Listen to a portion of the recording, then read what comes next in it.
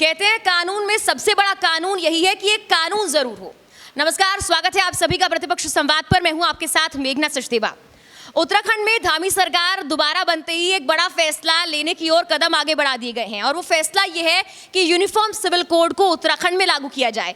अगर ऐसा होता है तो कुछ लोगों का मानना है ये बहुत बड़ी उपलब्धि होगी, लेकिन शायद आप में से कुछ लोगों को यही नहीं पता कि यूनिफॉर्म सिविल कोड होता क्या है।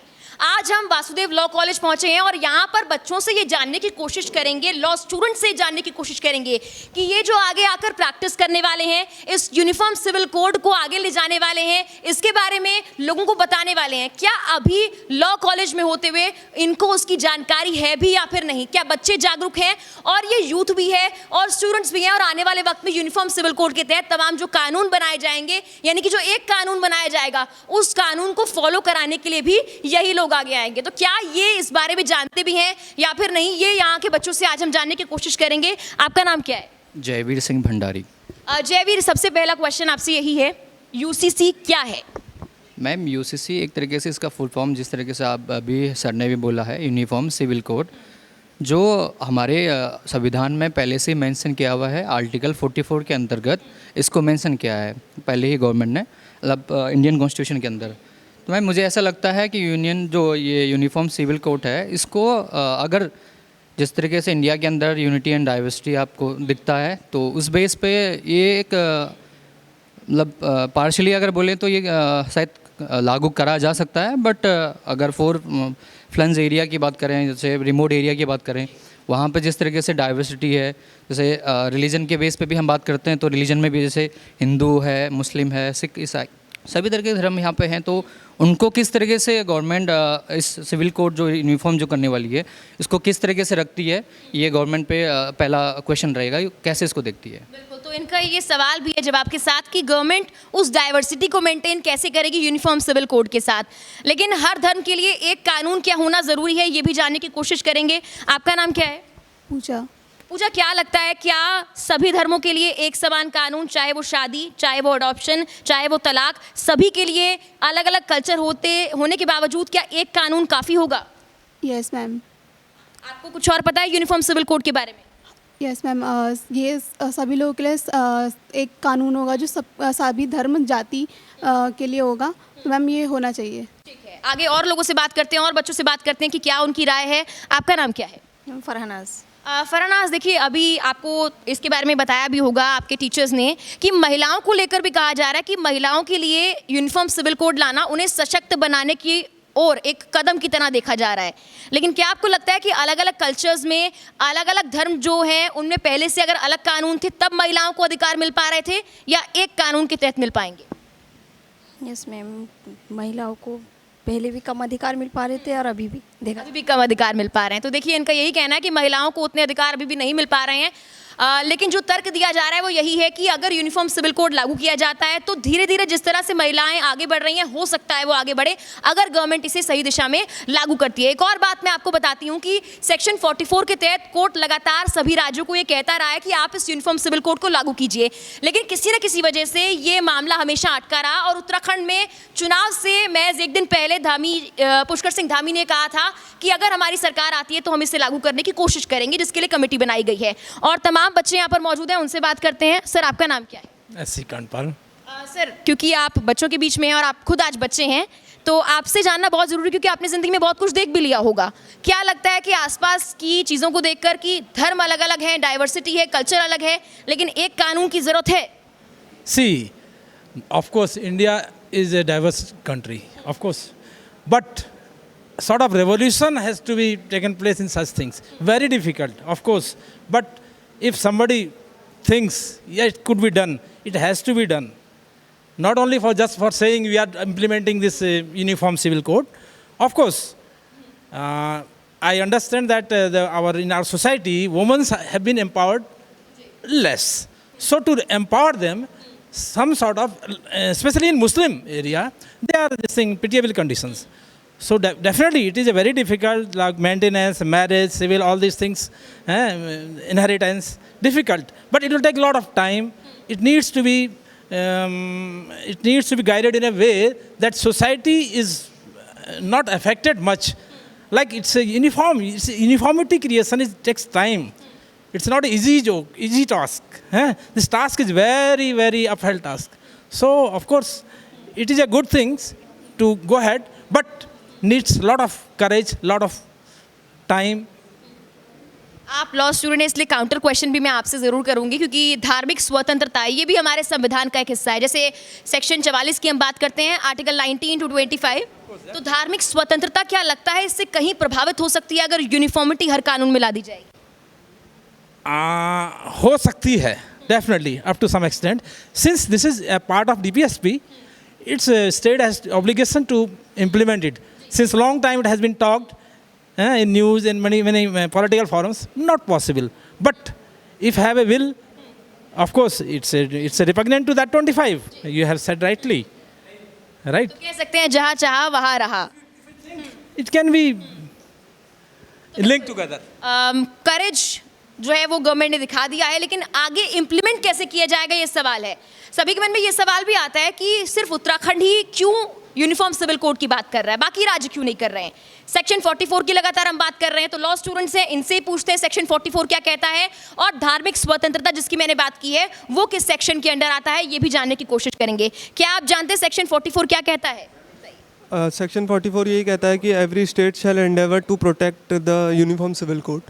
तो आपको लगता है कि बाकी राज्य लागू नहीं कर पाए लेकिन उत्तराखंड लागू कर पाएगा इसे? आई थिंक कि यूनिफॉर्म सिविल कोड पूरी कंट्री में ही लागू होना चाहिए, बट ये क्या है कि पूरा एक 100% एफर्ट लगाना पड़ेगा एक पूरी हमारी गवर्नमेंट को कि वो सारे जो कास्ट है या रिलीजन है उनके बीच में एक हारमोनी लाई जाए और उसके बाद इसे लागू कराया जाए। तो देखिए, इनका कहना है कि अगर सारे रिलीजन और कास्ट में अगर हारमोनी लाई जाएगी, मतलब आपको समरसता बना के चलनी होगी और उसके बाद शायद देखा जाएगा कि ये लागू हो पाएगा या फिर नहीं। हालांकि अभी कमेटी बनाने की बात की गई है, ड्राफ्ट आएगा उसके बाद साफ हो पाएगा। लेकिन देखिए, ट्रांसजेंडर्स की बात अगर हम करें या फिर हम बात करें कि हर धर्म में जो डाइवोर्स है उसका फॉर्मेट अलग है, 3 तलाक हट चुका है, ये हम सभी जानते हैं, लेकिन हर धर्म में डाइवोर्स लेने का एक अलग तरीका है, अलग कानून होता है। क्या अब एक कानून से जो डाइवोर्स के मामले बढ़ रहे हैं उनमें कमी आ पाएगी या इसमें महिलाओं को अधिकार ज़्यादा मिल पाएंगे, ये जानने की कोशिश करेंगे। मैम, नाम आपका? तनीषा। तनीषा, क्या लगता है कि देखिए हर धर्म में डाइवोर्स का एक अलग कानून है, और अलग कानून यानी कि महिलाओं को कई जगहों पर इक्वलिटी मिलती है, कई जगहों पर इक्वलिटी नहीं मिलती। क्या लगता है कि एक कानून से सब महिलाएं एक बराबर हो पाएंगी? नहीं हो पाएंगी। क्यों लगता है ऐसा? सबका अपने अपने पर्सनल लॉज हैं, तो सबका अपना रिलीजन भी देखना पड़ता है लॉज में, तो मुझे नहीं लगता कि ये सही हो पाएगा। चलिए, इनका कहना है कि अलग अलग लॉज हैं और हर धर्म में अलग लॉज हैं, महिलाओं को नहीं इक्वलिटी मिल पाएगी अगर एक ही कानून ला दिया जाएगा। सर, आपका क्या मानना है? जो मैम ने कहा उससे सहमत है? Yes ma'am. क्यों सहमत है? Because ma'am India is a secular country और डाइवर्स कंट्री है, तो हर कोई अपना रिलीजियस व्यू प्रैक्टिस करना चाहता है। अगर आप एक लॉ ले आएंगे तो आप अपना रिलीजियस व्यू प्रैक्टिस नहीं कर पाएंगे, आपको गवर्नमेंट के हिसाब से चलना पड़ेगा, so that will be unfair for the people. Okay, मैंने जैसा पहले मैंने कहा कि मैं काउंटर क्वेश्चन ज़रूर करूंगी, आपने बहुत अच्छी बात की, इंडिया इज सेक्युलर कंट्री, लेकिन क्या आप जानते हैं कि जब किसी व्यक्ति को सज़ा मिलती है, मतलब उसने कोई अपराध किया होता है, तो अगर आपने एक अपराध किया है, आपके आगे वाले व्यक्ति ने एक अपराध किया है, तो आप दोनों को बराबर सज़ा मिलेगी। क्या इसमें कहीं सेक्युलरिज्म इफेक्ट हो रहा है? Yes ma'am. कहाँ से इफेक्ट हो रहा है? मैम, सेक्युलरिज्म इफेक्ट हो रहा है मैम, बिकॉज हर एक रिलीजन में आप अपने हिसाब से आप ये कहना चाह रहे हैं हमारी धार्मिक स्वतंत्रता कहीं ना कहीं प्रभावित हो सकती है, ऑब्वियसली मैम, और हो सकता है कि पॉलिटिकल पार्टीज इसका फायदा भी उठाएं। ऑब्वियसली।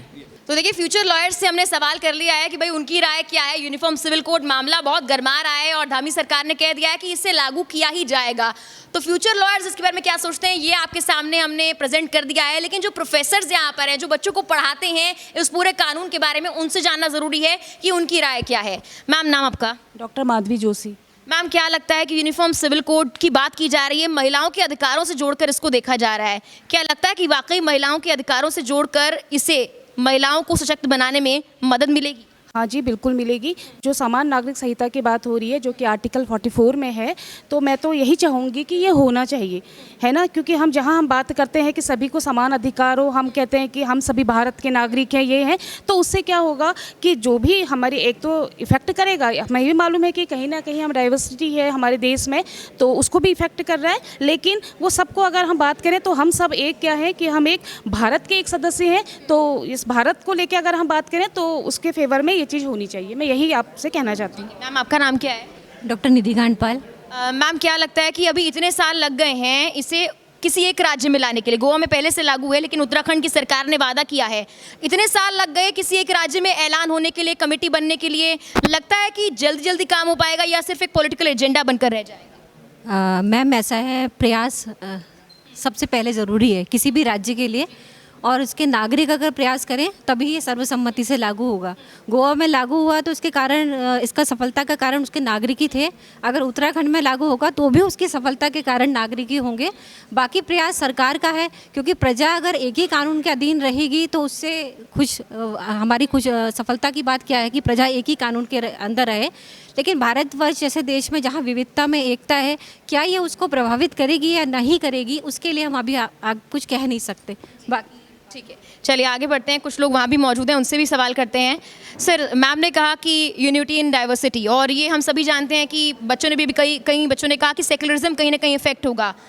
अभी जितने भी कानून इम्प्लीमेंट हुए हैं उन सभी में डाइवर्सिटी और यूनिटी की बात में दिक्कत आई ही आई है। हम जानते हैं, चाहे वो तलाक का कानून है, चाहे वो शादी का कानून है, अलग अलग कल्चर्स में भी दिक्कत आ ही जाती है। तो आपको लगता है कि इम्प्लीमेंटेशन बहुत ईजी होगा? नहीं, इम्प्लीमेंटेशन तो इजी नहीं होगा, क्योंकि इसको ऐसा रंग दिया जा रहा है कि it's just Hindu versus Muslim. Thing is that कि there are many communities, many cultures, many religions, and the government is trying to uniform the law for all the religions. So पहला चीज़ तो ये है कि it should not be made like Hindu versus Muslim और something like that. It is going to be uniform for all the religions, whether it is Hindu और weather it is a Jain or whether is a Sikh or any one. Second thing is that दिक्कत तो होनी ही है implement करने के लिए, because people need to be mobilised about it, and most of the people they don't know what the law is, law जो है। और ultimately India is a country which is governed by a constitution। तो constitution secular है, उसके साथ directive principles of state policy ये कह रहा है कि the government have to make a uniform civil code, only then we will be able to unify ourselves। Diversity is to be maintained, but we need to be unified in the form of law, so that is required। यही है government का agenda, यही है कि अब 75 साल बीत चुके हैं, हम आज़ादी का अमृत महोत्सव मना रहे हैं, तो वाकई उस महोत्सव में अमृतत्व तभी आएगा जब हम एक साथ बैठकर एक समान मुद्दे पे बात करें, चाहे वो धर्म का बात हो, हमारे पर्सनल रिलेशंस हो, हमारे वैवाहिक संबंध हो, चाहे जो भी चीज़ है। सर, आपका नाम क्या है? तो hello, my name is Abhimanyu और मैं असिस्टेंट प्रोफेसर हूँ। तो मेरा ये पर्सनली मानना है कि यूसीसी के साथ बहुत सारी प्रॉब्लम्स दोगुना हो जाती हैं जो अभी सॉल्व करने के पर्पज़ से आ रहा है। जैसे बहुत सारे क्वेश्चन अनआंसर्ड हैं इन रिगार्ड टू यूसीसी कि जो LGBTQ कम्युनिटी है उसको आज भी मैरिज की राइट्स नहीं है, आज सक्सेशन की राइट्स इंजॉय नहीं करती ट्रांसजेंडर कम्युनिटी। आपको पता है उन्हें हटा दिया जाता है, फैमिली छोड़ देती है। उसी तरीके से अडॉप्शन, ये सब राइट्स उनके पास अवेलेबल नहीं है। तो उनकी राइट्स को भी सॉर्ट आउट करना है और उसको यूसीसी में अमलगमेट कराना है। जबकि हिंदू रिलीजन या किसी भी रिलीजन में अपने आप में ये ऐसी कम्युनिटी है जिसे साइड लाइन कर दिया जाता है। उसी तरीके से डाइवोर्स से लेके मैरिज से लेके इंडिया में वो सेरिमोनियल फंक्शंस हैं, they are not just normal functions which are done for the process of law. उनका होना अपने आप में एक सेरेमनी होता है, दो परिवारों का रिश्ता बोलते हैं शादी को। तो जब इतनी मैकेनिकलाइज्ड प्रोसेस हो जाएगी लॉ की, तो क्या आपको लगता है कि डाइवोर्स रेट कम होंगे कि बढ़ेंगे? मेरा पर्सनली मानना है कि इतनी मैकेनिकल प्रोसेस की वजह से बढ़ेंगे ही। इनफैक्ट डाइवोर्स लेना अब आसान ही होता जा रहा है समाज में। उसी तरीके से मेरा और भी एक आध डर है, जैसे कि इसे कॉन्स्टिट्यूशनल ऑब्जेक्टिव है, दिस इज़ ऑब्जेक्टिव जो DPSP हमारे लिए सेट भी करती है सरकारों के लिए, बट इसको पॉलिटिकल मूव बनाना भी अपने आप में घातक काम हो सकता है। क्योंकि सौहार्द समाज का जो डाइवर्सिटी जो एग्जिस्ट करती आई है, या जो प्लूरलिज्म है जो अपने आप में पर्सनल लॉज को फ्लरिश करने देता है, समाज को बढ़ाने में अपना काम करता है, वो भी कम हो जाएगा या उसकी वजह उसके में भी प्रॉब्लम आएगी। तो अभी बहुत सारे क्वेश्चंस हैं जो UCC के रिगार्डिंग आंसर करने होंगे। मतलब मेरा तो पॉइंट ये भी है कि कमेटी जो उसके ऊपर सोचेगी वो अपने आप में कितनी निष्पक्ष है, वो भी सवाल सब बहुत बड़ा इंपॉर्टेंट रहेगा। तो सारी चीज़ों को जब तक हम आंसर नहीं करेंगे तब तक UCC के डायरेक्शन में मूव करना सिवाय आग में घी डालने के और कुछ नहीं होगा, मेरा ये मानना है। तो देखिए, इन्होंने बहुत सारे सवालों की बात भी कही और सबके मन में ये सवाल भी है, क्या वाकई UCC लागू करने की बात से पहले ही हमारे समाज में समानता है, या लागू करने के बाद सबके मन में जो एक दूसरे के प्रति हम लोग व्यू पॉइंट रखते हैं वो समान हो जाएगा? आपका नाम क्या है? मनीष, देखिए यूनिफॉर्म सिविल कोड क्या है, आपसे भी यही जानना चाहूँगी। पहले बेसिकली क्या है, हम अगर सेकुलर कंट्री में रहते हैं तो हमारे ये होना चाहिए कि सबको समान अधिकार मिले। तो जो भी जितने भी हमारे इस भारत देश में लोग रह रहे हैं तो सब एक समान अधिकार पे हैं। तो सबको अगर हम समानता से देखेंगे, क्योंकि जो हमारा एक देश है विभिन्न जाति और प्रजातियों का देश है, तो अगर हम कहेंगे कि सब लोग अपने अपने अलग इम्प्लीमेंट्स लॉ लगाएंगे तो ऐसे बहुत ही मतलब वेराइटीज़ ऑफ लॉज हो जाएंगे। तो इसलिए हमारी जुडिशरी में भी मतलब एक बहुत कन्फ्यूजिंग टास्क हो जाएगा कि मतलब डिसीजन मेक करें। तो यूनिफॉर्म सिविल कोड एक मतलब मैं अपने पर्सनली अगर पॉइंट ऑफ व्यू से मैं सोचूं तो मतलब एक बहुत बेटर डिसीजन है, क्योंकि मतलब सबको समान अधिकार होगा तो मतलब हमें डिसीजन लेने में बहुत ईजी टास्क हो जाएगा, चाहे वो साउथ का हो चाहे वो उत्तराखंड का हो। क्योंकि अब हम बोलते हैं कि सब हमारे लिए समान है। तो अगर हम मैरिज की बात करें तो हमारे पास फ्रीडम ऑफ चॉइस है कि हम किसी को भी अपना लाइफ पार्टनर चूज़ कर सकते हैं। सपोज़ अगर मैं उत्तराखंड का और मैं साउथ का अगर किसी मतलब पर्सनली अगर किसी से मैरिड करता हूँ और लेटर ऑन अगर मतलब कुछ ऐसी मतलब सिचुएशन क्रिएट होती है कि मतलब डिवोर्स के चांसेस आते हैं, तो दो प्रकार के अगर लॉ होंगे तो खुद भी हमारे लिए बहुत डिफिकल्ट टास्क हो जाएगा कि या फिर हम साउथ साइड से सोचें या सोचें। तो ये एक बेटर डिसीजन है, मैं मानता हूँ। तो ऐसा हमारे पूरे भारत देश में होना चाहिए यूनिफॉर्म सिविल कोड। और अगर रही बात सेकुलरिज्म की, तो इसमें कहीं भी सेकुलरिज्म डैमेज कहीं हो नहीं रहा, क्योंकि सेकुलरिज्म जो था हमारे भारत देश में कहीं पे था ही नहीं, क्योंकि 42nd अमेंडमेंट 1976 के बाद वो हमारे कॉन्स्टिट्यूशन में ऐड हुआ था। तो सबके पास अपने मतलब जीने का अधिकार है, तो सबका फ्रीडम ऑफ चॉइस है। तो रिलीजियस मतलब हमारा कोई देश है नहीं, सेकुलर है, तो सबके पास सबको हम रहने की यहाँ मतलब इजाज़त देते हैं, चाहे वो हिंदू हो मुस्लिम हो किसी भी प्रजाति को। तो सेकुलरिज्म तो कहीं ना कहीं से इफेक्ट हो ही नहीं रहा है। लेकिन गवर्नमेंट ऐसी पॉलिसीज़ बनाती रहेगी कि मतलब जो क्योंकि वुमेंस जो है हमारे मतलब माना गया कि एक बहुत ही मतलब पिछला वर्ग रह गया है, वुमेंस के साथ मतलब आते आते टाइम बहुत अत्याचार हुए हैं। तो एक बेटर डिसीजन है गवर्नमेंट के पास।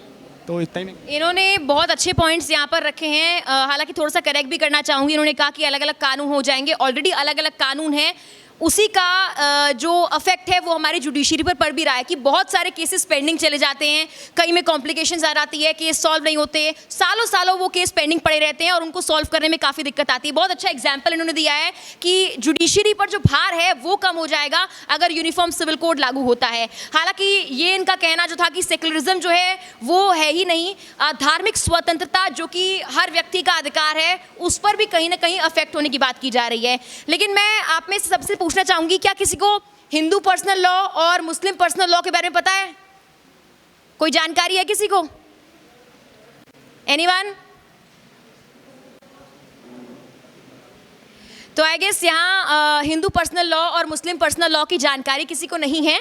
लेकिन जिस पूरे मामले को लेकर हम यूनिफॉर्म सिविल कोड की बात कर रहे हैं उसमें मेन मुद्दा ही हिंदू पर्सनल लॉ और मुस्लिम पर्सनल लॉ का आ रहा है। हम जानते हैं कि सिर्फ हिंदू पर्सनल लॉ नहीं, मुस्लिम पर्सनल लॉ नहीं, बल्कि हर रिलीजन का अपना पर्सनल लॉ जो है वो बन चुका है। कुछ का शायद अभी सही तरीके से इम्प्लीमेंट भी नहीं हुआ है। लेकिन जो मेन मुद्दा अटक रहा है वो यहीं पर अटक रहा है कि हिंदू पर्सनल लॉ अलग चीज़ कहता है और मुस्लिम पर्सनल लॉ अलग चीज़ कहता है। धार्मिक स्वतंत्रता हमारे देश की ये कहती है, जो हमारा भारत का संविधान है, कि सारे धर्मों को एक समान अधिकार मिलना चाहिए। तो ये एक समान अधिकार के साथ एक कानून अगर लागू हो जाएगा तो सही रहेगा? सही रहेगा, क्योंकि भारत का संविधान हमारा है कि जो भारत का संविधान हमारा मान्य है, हमारा वो एक कानून के लिए बनता है। तो आपको लगता है कि ये यूनिफॉर्म सिविल कोड लागू होना चाहिए? हाँ, होना चाहिए। चलिए ठीक है, इनका मानना है कि लागू होना चाहिए। आपका नाम क्या है? हर्षवर्धन।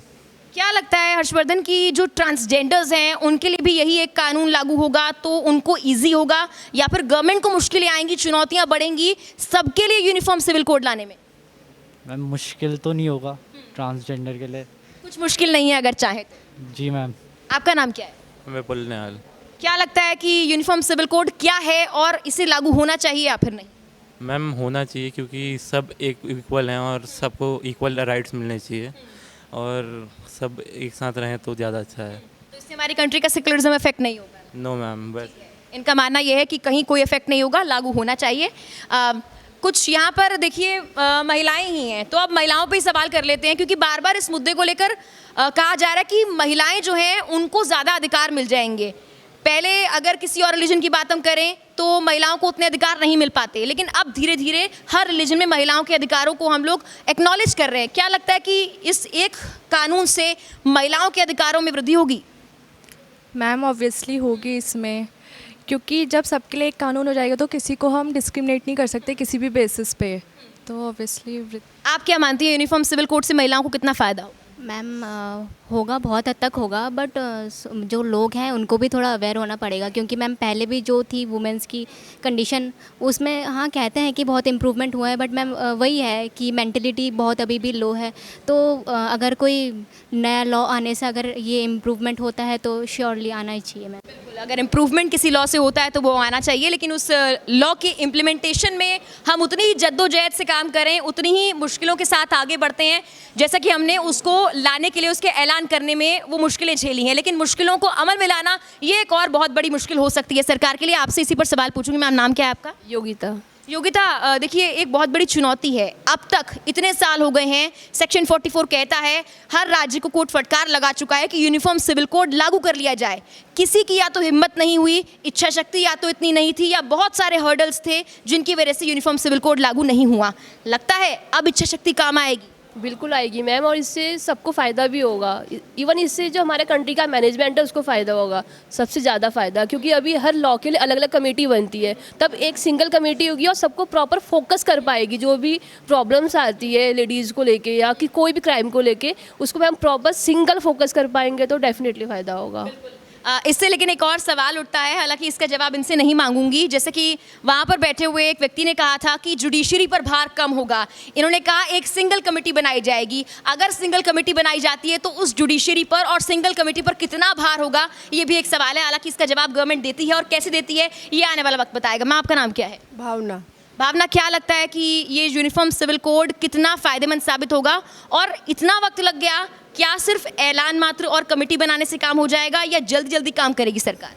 मैम जल्दी जल्दी करेगी काम सरकार, जहाँ तक है जल्दी जल्दी करेगी तो उससे हम लोगों को काफ़ी बेनिफिट होगा, है ना, और उसमें काफ़ी इम्प्रूवमेंट भी आएगा। तो देखिए, आपने लॉ स्टूडेंट्स की अलग अलग प्रतिक्रियाएं सुनी, मैंने आज इनसे इंटरैक्शन किया है और हमारे चैनल का इनसे इंटरैक्शन करने का मकसद यही था कि यूनिफॉर्म सिविल कोड है क्या हमारे लॉयर्स, आने वाले हमारे फ्यूचर लॉयर्स जागरूक हैं भी या फिर नहीं, और इनकी राय क्या है, कितना सेकुलरिज्म को अफेक्ट करने वाली जो बातें हैं वो इनके दिमाग में है या फिर इनकी राय कुछ और है। ये आप खुद ही डिसाइड कीजिए और हमें ज़रूर बताइए कि आखिर लॉ स्टूडेंट्स के मन में जो है क्या आपके मन में भी वही है। फिलहाल के लिए मेरे साथ इतना ही। आप देखते रहिए प्रतिपक्ष संवाद। नमस्कार।